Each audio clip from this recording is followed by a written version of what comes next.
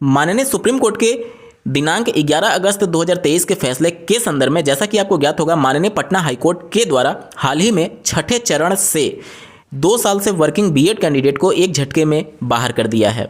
Supreme court के फैसले के आलोक में आर्टिकल 141 का हवाला देते हुए इसके बाद से आपको ज्ञात होगा कि उत्तराखंड में जो शिक्षक भर्ती अभी रनिंग में है, जो आधी कंप्लीट हुई है, आधा अभी काउंसलिंग और ये सभी प्रोसेस चल रहा है। इसी के बीच में एक याचिका थी जो कि वहाँ की जो सर्विस रूल है 2012 में बनी थी, जिसे फिर अमेंड कर दिया गया था 2018 में। और एनसीटी की गाइडलाइन के अनुसार 50% ग्रेजुएशन में अनिवार्यता थी। ऐसे अभ्यर्थियों की एलिजिबिलिटी को वहाँ पर अलाउ नहीं किया गया था जिनका ग्रेजुएशन में 50% से कम था। तो ऐसे अभ्यर्थी हाईकोर्ट में चले जाते हैं, उत्तराखंड हाईकोर्ट में, और वहाँ से ये प्रेयर करते हैं कि एज ए कैंडिडेट हमारा जो कैंडिडेचर है, हमारा जो अभ्यर्थन है, उसको स्वीकार किया जाए। माननीय उत्तराखंड हाईकोर्ट ने हाल ही में 6 तारीख को वहाँ पर फैसला रिजर्व कर लिया था, और रिजर्व करने के बाद से हाल ही में फैसला दिया है कि चूंकि 11 अगस्त के फैसले के संदर्भ में जो बीएड कैंडिडेट हैं वो एलिजिबल ही नहीं है, तो ग्रेजुएशन के मार्क्स को अब क्या डिसाइड किया जाए। हाईकोर्ट ने ये शब्द कहा कि हमारे समक्ष ये कोई केस ही नहीं है। इसके रिगार्डिंग डेडिकेटेड वीडियो मैंने बना रखा है, अगर आप चाहें तो डेडिकेटेड वीडियो का लिंक डिस्क्रिप्शन में दिया गया, आप जरूर देख लीजिएगा। लेकिन आज का जो मामला है उत्तराखंड से ही है, और ये डायरेक्टली बीएड की एलिजिबिलिटी को चैलेंज करने वाला मामला था, जिस पर माननीय हाईकोर्ट ने सुप्रीम कोर्ट के फैसले को लागू कर दिया है। पूरा जजमेंट डिटेल में पढ़ेंगे, अंत तक जरूर जुड़े रहिएगा। नमस्कार दोस्तों, मेरा नाम है नीरज, आप देख रहे हैं कैरियर बिट यूट्यूब चैनल। अगर आप इस चैनल पर पहली बार विजिट कर रहे हैं तो इसको सब्सक्राइब करते हुए बेल आइकन को प्रेस करना ना भूलें। आप स्क्रीन पर देख पा रहे होंगे, एक केस फाइल किया गया था 17 जून 2022 को, और यहाँ पर देख सकते हैं पिटिशन नंबर 323 ऑफ 2022 है, और यहाँ पर डिसीजन डेट देख सकते हैं 14 दिसंबर। हाल ही में माननीय उत्तराखंड हाईकोर्ट के द्वारा डिसीजन दिया गया है। इस केस का अगर आप हिस्ट्री देखेंगे तो देखिए, यहाँ पर पहली बार 17 जून 2022 को इसमें हियरिंग हुई थी, और ये मामला पेंडिंग में चला गया था क्योंकि सेम मैटर माननीय सुप्रीम कोर्ट यानी एपेक्स कोर्ट में मामला लंबित था। उसके बाद से जब सुप्रीम कोर्ट से डिसीजन आता है तो माननीय कोर्ट 14 दिसंबर 2023 को सुनवाई करती है अंतिम रूप से, और मामले को डिस्पोज्ड कर देती है, और इनका जो जजमेंट है वो बहुत महत्वपूर्ण है। चलिए जजमेंट की तरफ बढ़ते हैं। स्क्रीन पर आप जजमेंट की कॉपी देख पा रहे होंगे।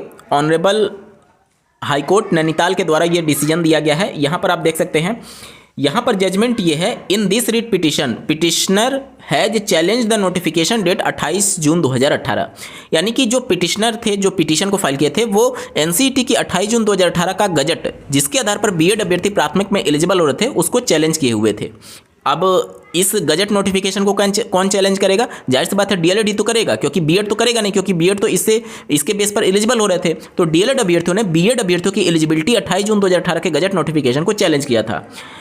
इसके बाद से देखिए, petitioner has also sought amendments directing the respondent number 3 और 4 to restrain BEd qualification holder from participating in ongoing selection process for appointment of assistant teacher in government primary school। रीस्ट्रेन का मतलब होता है रोकने के लिए, यानी कि जो डीएलएड कैंडिडेट थे, वह जो भी रिस्पोंडेंट नंबर 3 है और 4 हैं, उनके लिए माननीय हाईकोर्ट के मदद से, उनके हेल्प से एक डायरेक्शन चाहते थे कि जो भी वहाँ की राज्य सरकार है और शिक्षा विभाग है, उसको डायरेक्शन दे दिया जाए कि जो बीएड कैंडिडेट हैं उनको रोक दिया जाए ऑनगोइंग प्राइमरी स्तर की शिक्षक भर्ती में सम्मिलित होने से। आगे पढ़िए दूसरा paragraph. Impugned notification is on record as Annexure 3 to the read petition. Petitioner has questioned validity of clause 2 of the said notification which read as under। जो यहाँ का एनसीटी का गजट नोटिफिकेशन था, उसके बारे में ही यहाँ पर जिक्र किया गया है कि 2 साल के अंदर इनको 6 माह का ब्रिज कोर्स और ये सभी चीज़ें हैं। ठीक है, यहाँ पर देखिए, इसके बाद से माननीय हाईकोर्ट जो है ऑनरेबल एपेक्स कोर्ट का यहाँ पर जजमेंट का एक तरीके से हाईलाइट करती है और बताती है कि 28 जून 2018 का जो गजट नोटिफिकेशन है वो ऑलरेडी ऑनरेबल सुप्रीम कोर्ट ने क्वैश कर दिया है और बीएड अभ्यर्थियों को अपात्र घोषित कर दिया है। इसके बाद से अपने पूरे जजमेंट को समराइज करते हुए माननीय हाईकोर्ट ये कहती है, since the issue has been decided by honourable supreme court in the aforementioned judgment, therefore present writ petition is disposed of in term of the said judgment rendered by honorable supreme court। यानी कि high court ये कह रही है कि चूंकि ये मामला एपेक्स कोर्ट के द्वारा डिसाइड किया जा चुका है, इस वजह से जो रिट पिटिशन फाइल की गई थी उसको निस्तारित किया जाता है। देखिए डिस्पोज्ड ऑफ है, OFF होता तो इसे खारिज बोलते हैं।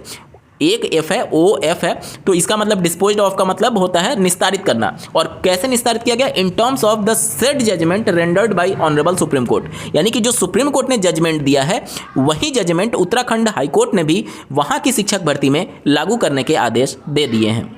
इसका मतलब ये हो गया कि उत्तराखंड में भी बीएड अभ्यर्थी अब प्राथमिक में पात्र नहीं रहेंगे। यहाँ पर बहुत सारे अभ्यर्थियों का ये डाउट था कि जो इससे पहले जजमेंट आया था जिसका डेडिकेटेड लिंक 50% जो ग्रेजुएशन मार्क्स वाला, वो अभ्यर्थियों को डाउट था कि क्या वो केवल ऐसे अभ्यर्थियों पर लागू होगा जो कि 50% से जिनका कम है। लेकिन आज का जो डिसीजन मैं आपको बता रहा हूँ ये सभी पर लागू होगा, क्योंकि ये बीएड की एलिजिबिलिटी को माननीय सुप्रीम कोर्ट के फैसले के आदेश को लागू करती है हाई कोर्ट। वहाँ पर यहाँ पर 50% का जो क्राइटेरिया उसकी चर्चा तक नहीं है, क्योंकि वो अलग केस था। वो तो हाई कोर्ट ने ऑलरेडी डिसाइड कर दिया है कि चूंकि बीएड अब एलिजिबल ही नहीं है तो उनका ग्रेजुएशन में 50 है या नहीं है उससे क्या मतलब है। वहीं आज का जो डिसीजन है वहीं हाई कोर्ट ये कह रही है कि सुप्रीम कोर्ट ने चूंकि मामला डिसाइड कर दिया है और आर्टिकल 141 के अंतर्गत हम बंधे हुए, इसलिए वही डिसीजन उत्तराखंड की प्राइमरी स्तर की शिक्षक भर्ती में भी लागू होगा। उम्मीद करता हूं आपके डाउट क्लियर हो गए होंगे। इस वीडियो को देखने के लिए आपका बहुत बहुत धन्यवाद। भगवान करे आपका दिन शुभ हो।